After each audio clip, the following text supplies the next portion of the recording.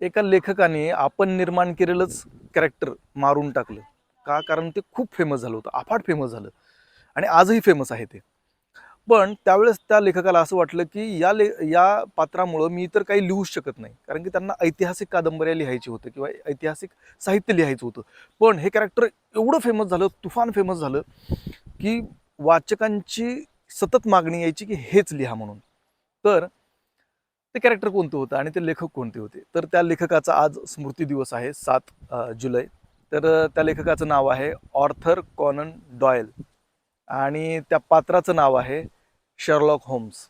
पेशानं doctor असलेले हे Arthur Conan Doyle यांनी स्टडी इन स्कारलेट या नावाची कादंबरी लिहिली होती आणि त्यामध्ये पहिल्यांदा जगाला या पात्राची ओळख झाली होती. शॉर्लॉक हे पात्र जे होतं ते न धड पोलीस होतं, न सैनिक होता, न वकील होता, तरी पण तो गुन्ह्याची उकल करायचा त्याच्या सूक्ष्म निरीक्षणाच्या शक्तीवरून. आणि लोक एवढे वेडे झाले ते कॅरेक्टर वाचून, ते पात्र वाचून, की लोकांना सतत सतत त्याच कथा हव्या वाटायला लागल्या. पण एक वेळेस लेखकाने काय केलं, फ्रस्ट्रेट होऊन आईला पत्र लिहिलं आणि त्याने पत्रामध्ये सांगितलं की मी हे कॅरेक्टर मारून टाकणार आहे, कारण की मला हे दुसरं काहीच लिहू देत नाही. म्हणून त्यांनी काय केलं, अ, अ, एका नवीन कादंबरीमध्ये शर्लॉक होम्स आणि विलन दोघं जण एका उंच धबधब्यावरती फाईट करतायत आणि दोघं त्या धबधब्यामध्ये पडतात आणि इथं कथा संपते. मग त्याला लेखकाला असं वाटलं, की आता हां, मी मोकळा झालो. आता मी ऐतिहासिक कादंबऱ्या किंवा ऐतिहासिक साहित्य लिहू शकेल. खरी गंमत इथून चालू झाली. कारण वाचकांनी काळ्या फिती बांधून निषेध नोंदवला. एक काल्पनिक पात्र आहे आणि ते मेलं म्हणून वाचकांनी निषेध नोंदवला, की ते पात्र पुन्हा जिवंत करा.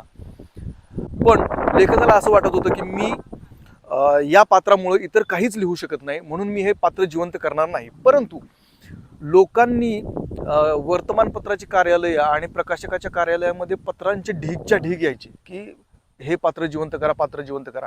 एक नाही, दोन नाही, तीन नाही, तब्बल 10 वर्ष हा संघर्ष चालला. म्हणजे लेखक आणि वाचक यांच्यामध्ये आपण संघर्ष म्हणू हा, की शर्लॉक होम्स हे पात्र जिवंत करा. आणि मग शेवटी